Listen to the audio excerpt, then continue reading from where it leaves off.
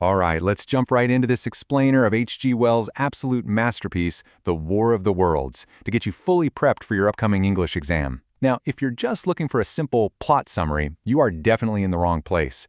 Today, we're going completely under the hood for a deep literary analysis. We're going to pull apart the core themes, the underlying motives, and the brilliant narrative choices Wells made, all so you can absolutely crush any analytical essay question that comes your way.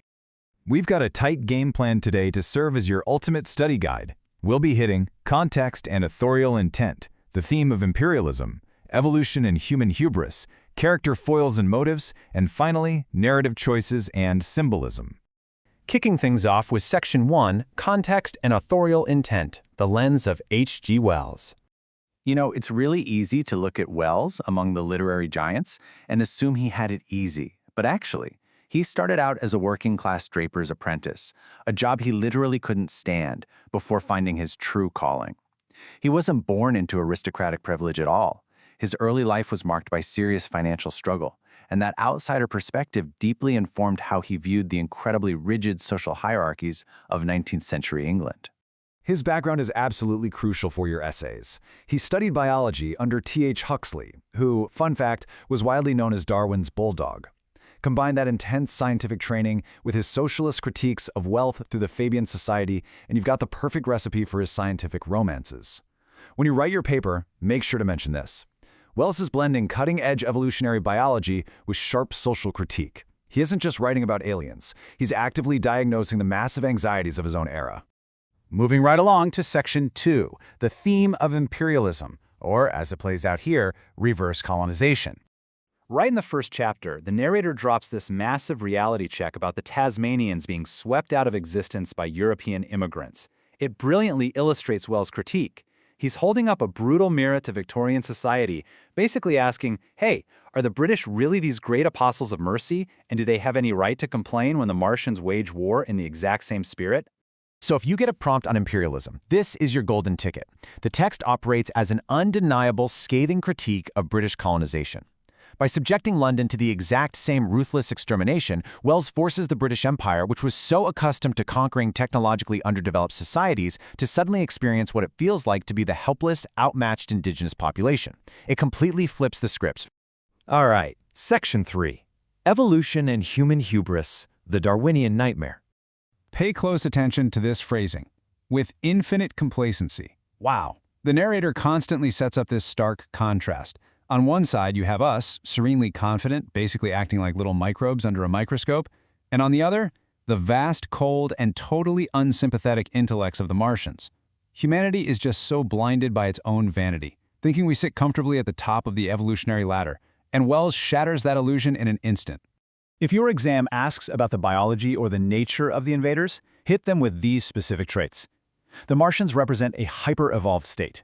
Wells actually referenced a speculative essay he wrote suggesting that human evolution might one day suppress the animal body entirely in favor of pure intellect. Well, the Martians are that terrifying future. They have no digestion, no sleep, and no complex emotions. Just massive brains, direct blood injection, and dexterous tentacles. They are pure, selfish intelligence. Let's pivot to Section 4, character foils and motives, specifically looking at the curate versus the artilleryman. To build a truly strong character analysis, you need to look at these two not as traditional heroes, but as ideological foils. It's a brilliant side-by-side comparison of how people react when civilization collapses. You've got the curate's religious panic stacked right up against the artilleryman's cold, survival-of-the-fittest pragmatism. Let's look at the curate first.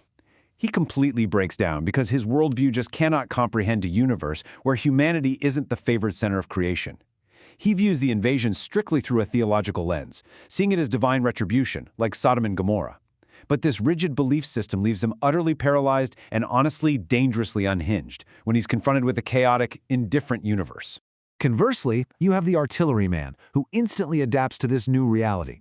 He strips away all the romanticism and grandly proposes they live like savage rats in the London drains. He wants to mount a disciplined underground resistance to study and eventually steal Martian tech. He totally accepts the Darwinian reality that humanity has been demoted to eatable ants. But, and this is a fantastic point for your essays, don't miss the deep irony here. For all his big talk about a fierce, hyper-disciplined society, the guy actually lacks the work ethic to dig the tunnels. He'd much rather just drink and daydream. Finally, bringing it home with Section 5, Narrative Choices and Symbolism. Graders absolutely love it when you can identify what the imagery represents. Take the red weed, for example. When writing about symbolism, define this as the visual manifestation of the Martian invasion. It's not just giant walking tripods, it is the aggressive terraforming of Earth. The red weed rapidly smothers the native landscape, choking the waterways. It symbolizes how imperialism isn't just a political takeover, it's ecological. But, crucially, just like the Martians, it suddenly rots and dies out, defeated by Earth's native environment. And we have to talk about the point of view. Wells' choice of a retrospective, first-person narrator is a total game-changer. It gives us a voice of survival, looking back at the invasion, dissecting the foolishness of human complacency from a scientific, almost detached distance. Remember, our narrator is highly educated. He was literally writing a paper on moral developments when the invasion hit. This allows him to perfectly articulate that deep philosophical shift from humans being the masters of the Earth to feeling like just another animal crushed under the Martian heel.